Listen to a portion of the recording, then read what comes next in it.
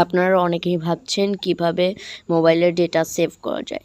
Data save করার জন্য আমাদের বিভিন্ন কিছু প্রসেস আছে, তার মধ্যে একটি প্রসেস আজকে দেখাবো।